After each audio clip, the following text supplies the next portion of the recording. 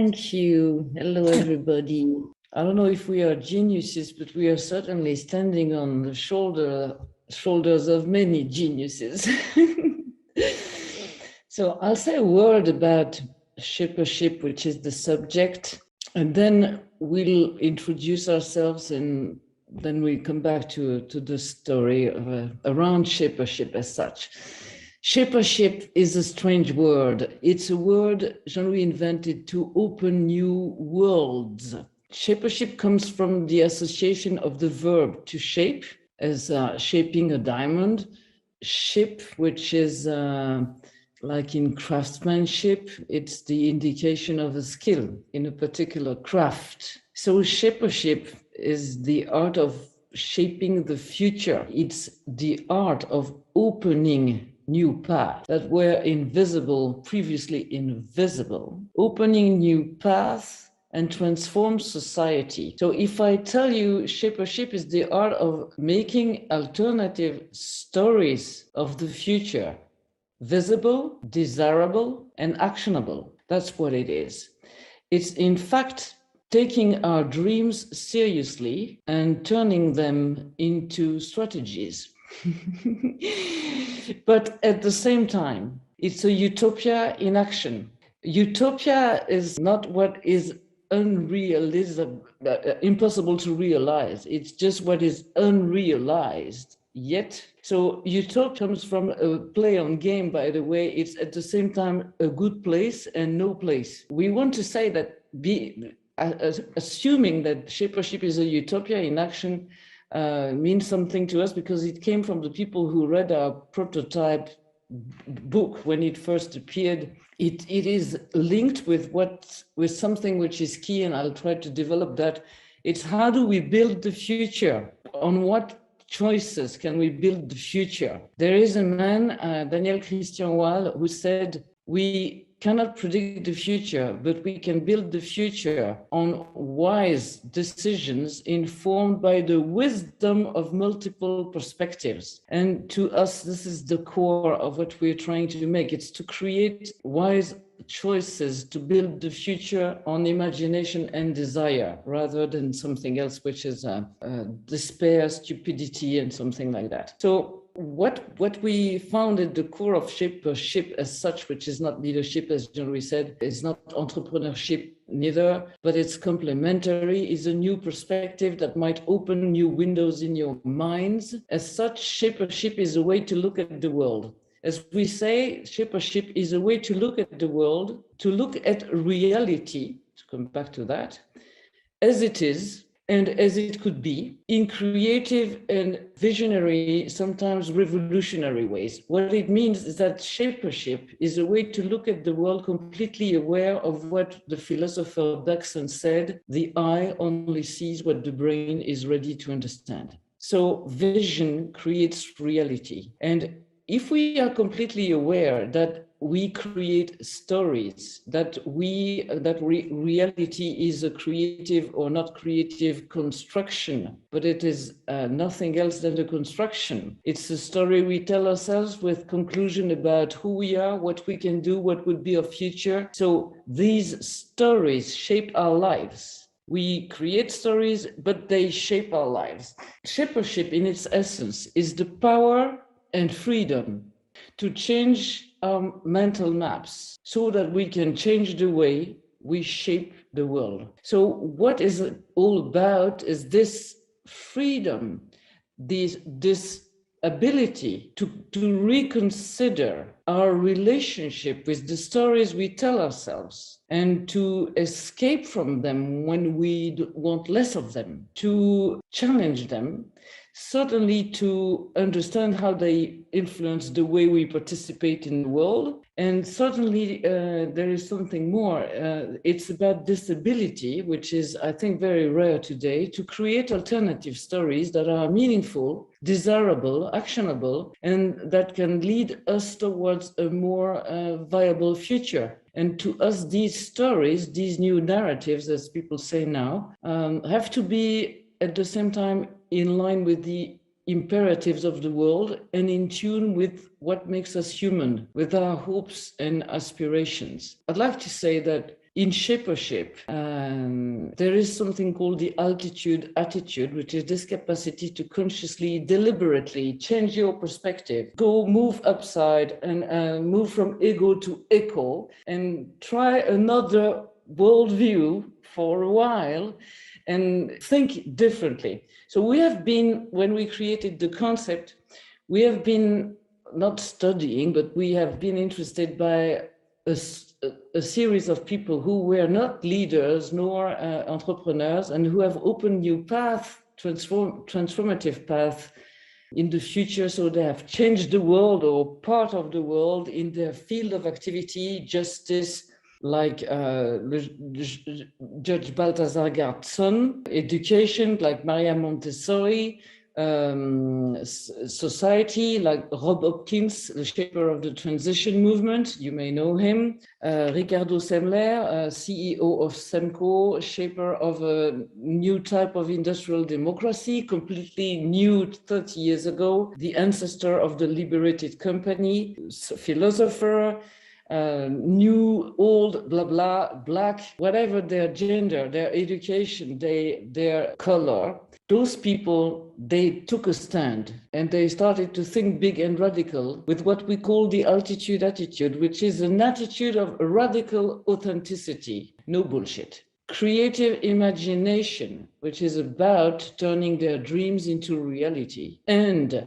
a sort of unconventional wisdom, so putting the world upside down, really. And so this altitude attitude, we have studied them and we've seen that it emerges from what we call an integrity of being. So that's a soul compass. If we talk about shapers and just a bit, I'll say these people, some of them are dead, like Martin Luther King, Balthazar Garzon have been evacuated from justice. Some have been condemned, pursued, whatever. Their life is not always easy. Their career is not a tranquil river, but it doesn't matter. Their heritage is a transmission that moves far beyond their own career. Their meaning is their life is a journey in consciousness in an unknown future, and they opened new paths. It means they just reshaped the stories that people believe. Or take Martin Luther King. He said, I have a dream. He didn't say I have a nightmare. And he completely opened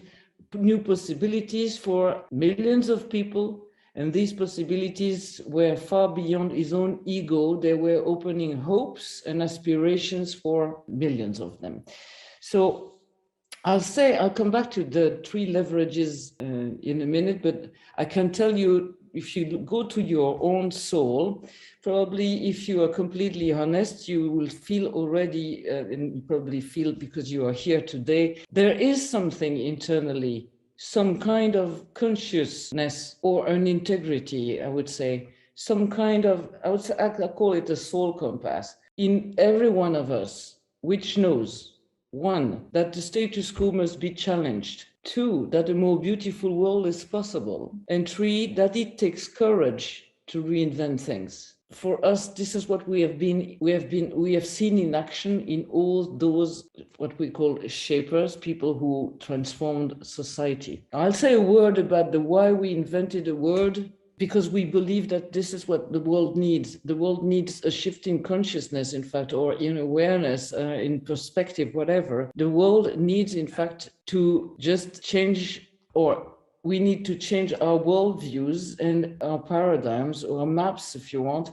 And this is all about the fact that there is the collapse of a civilization going on right now. And some people talk about the end of the world. This is apocalypse now. For some people, and we wanted to fight for no apocalypse, not now. And this is the potential birth of a new civilization. It's exactly as the metamorphosis of a caterpillar into a butterfly, the breakdown of the caterpillar as a voracious organism, and the potential birth of a butterfly. Now, if you take the civilization right now, there are people, especially young people, I don't know if you've seen the rate of suicide going up. It's incredible. They live in total despair because the way they look at the world is no future for them. They talk about the fact that we've stolen their future, and they live it, what Jean-Louis and I call the nostalgia of the future, which is a poetic awareness of a future forever gone.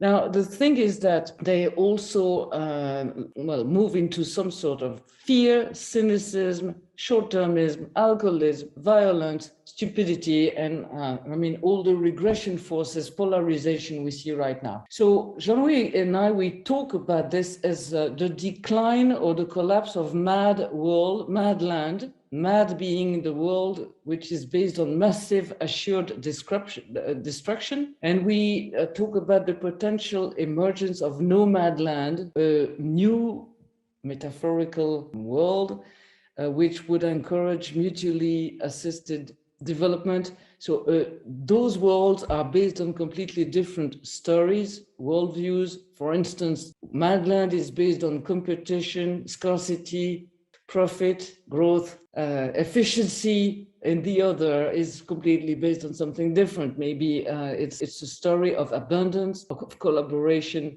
of consciousness, of openness, of eco-centric consciousness.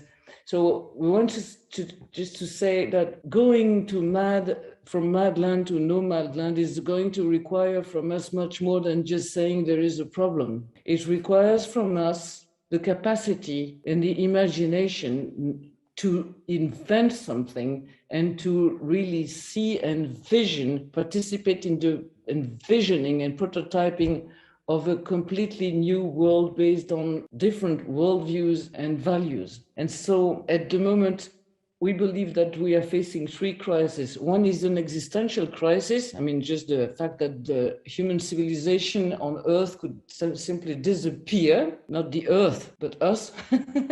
I like the people who cry, save the Earth. Well, the second crisis is a conceptual emergency. We have created the world, as a friend of mine says, Alex is there, by the way, so, and Graham Leicester calls that the conceptual emergency. It's the age of the missing elephant. We have created a world we don't understand anymore. And the third crisis is the crisis of bifurcation or imagination. The future is a field of possibility. The future is already here.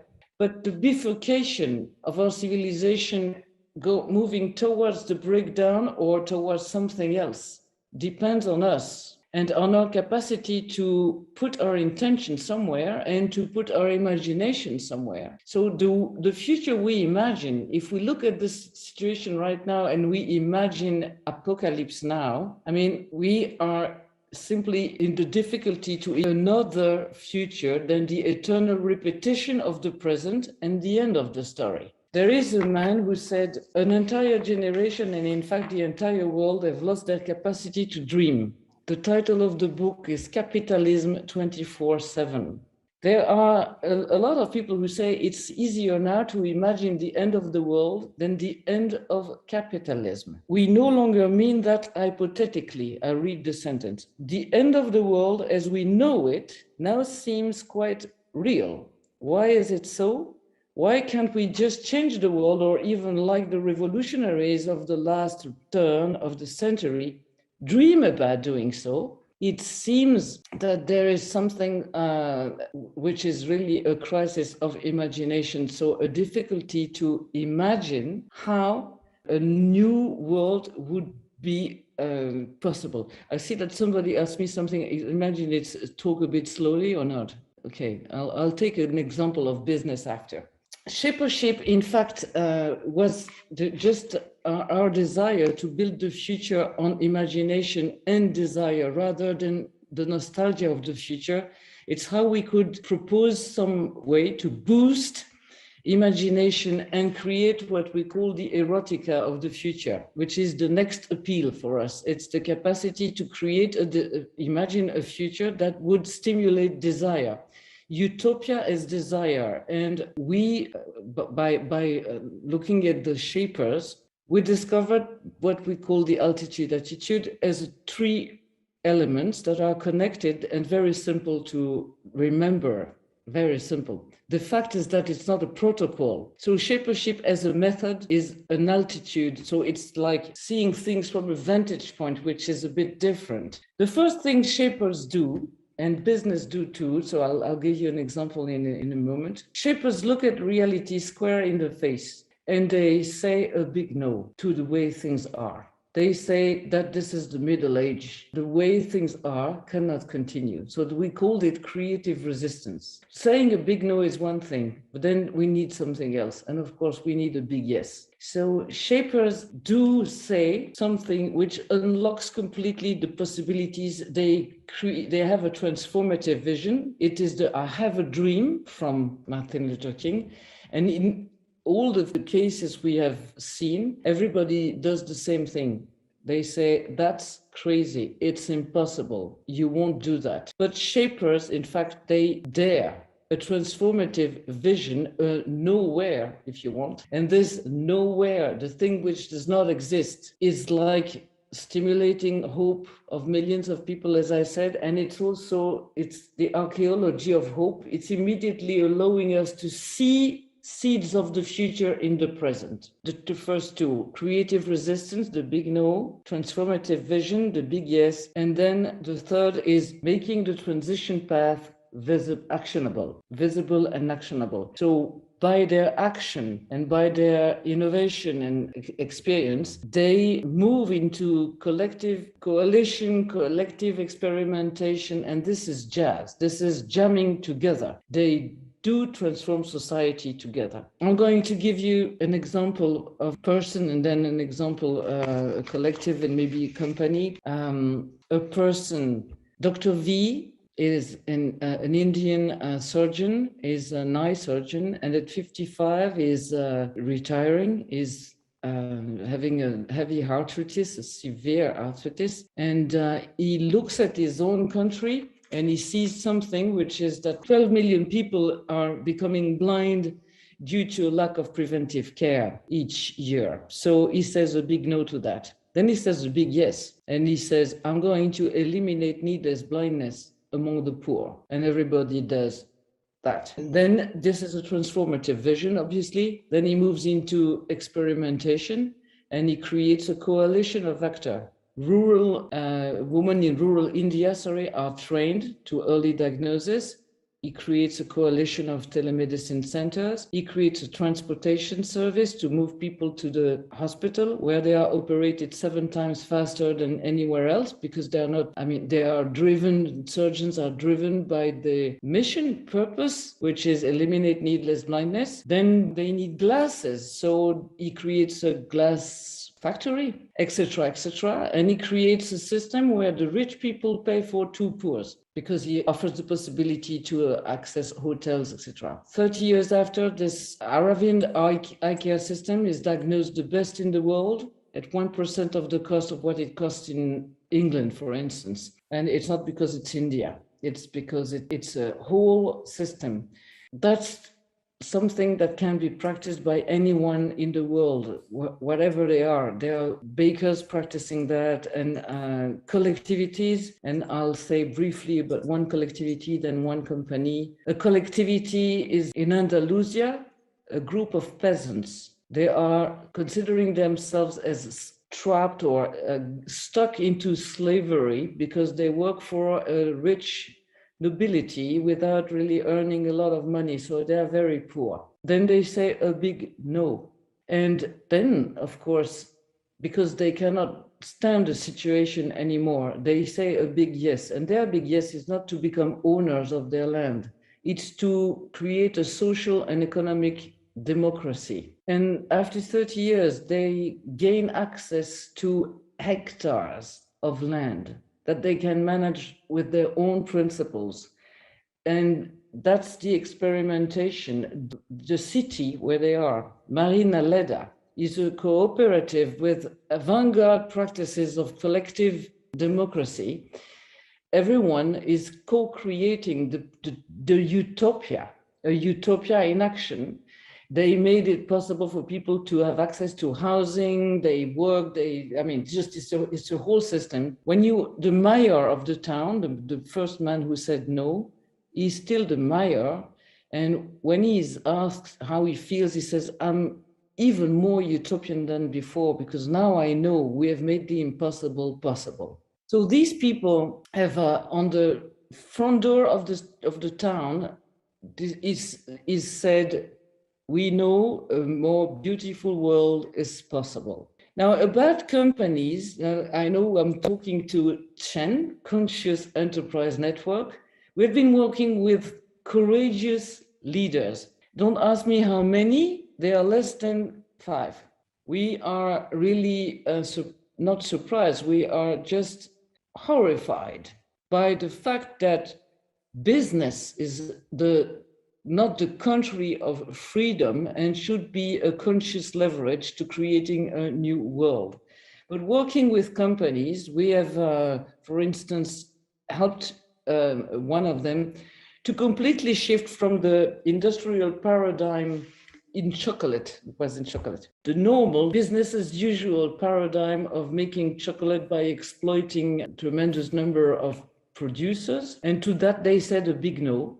Then they said a big yes to a world of exchange and solidarity. And then they created a path, which is a transition path full of innovations to shift from one paradigm to business of the future.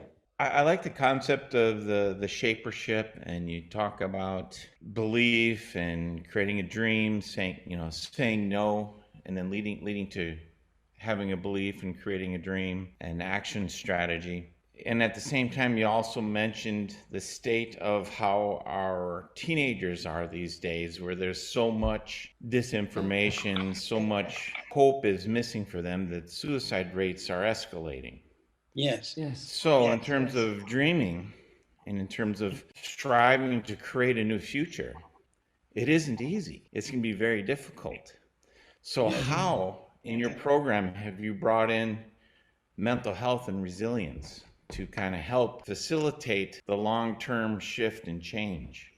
Well, I think that there is something about escape from Plato's cave that we are talking about in Shapership, which is very easy to understand for young people, that when they understand that what they see is a construction and that freedom is about changing their own reality, it starts to be amusing, because they have never been educated to do that. And the only places where you can do it, which I'm in favor of them, of course, is all the spiritual life, meditation, and everything that people start to do when they are healthy, and even when they are not. But we just emphasize the fact that moving from Plato's cave to submission, total submission, the dominant ideas, and then moving to the exit of Plato's cave and starting to really enjoy the freedom of playing with our own ideas, questions,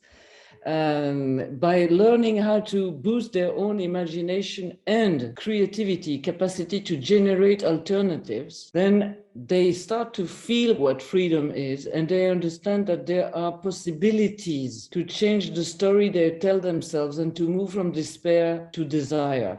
I'm not saying that this is a strategy to shift society. I'm saying this is a strategy to shift people's mind. To shift society, we need citizens. Is it Margaret Mead who said, never doubt that the group of committed citizens can change the world? I'm just saying we need collective strategies to shift the system. This is something that they need to get out. There are activists. Currently, there are activists, for instance, people who are blocking the Heathrow airport have been people who inspired me as activists. Activist is a form of fight against the dominant system, and it's, for me, the equivalent of the big no. The thing is that we need to move beyond activism. We need to find ways to collaborate with the system without being captured completely by the system. And that demands to have an open, transformative path towards the future. And as somebody said, we need to have, there is a reference to Bill Sharp's fantastic book, The Three Horizons. We need to think beyond the horizon of the thinkable and open new horizons so we can have an idea of what we dream, because that's our chance to continue to have in mind a world which would be radically different than the one we have. We are talking about strategies when we talk with businesses. Would dream to talk about that in a few months. We are trying to shift a territory. A territory is an ecosystem of actors, universities, companies, citizens, etc.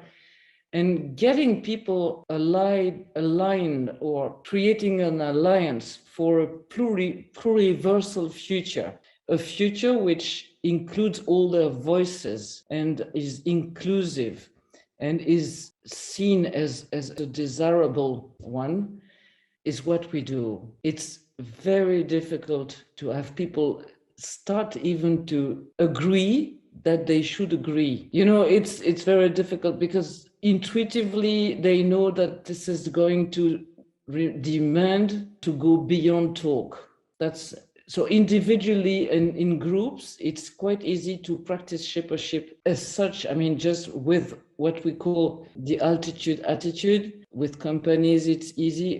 With young people, to me, the observation I made is that imagination in our society is really lacking. Edward de Bono said, schools kill 2/3 of creativity and university sterilizes the rest. I've been teaching in a university where they are formatted at 20 years old. They all look alike, except a few of them.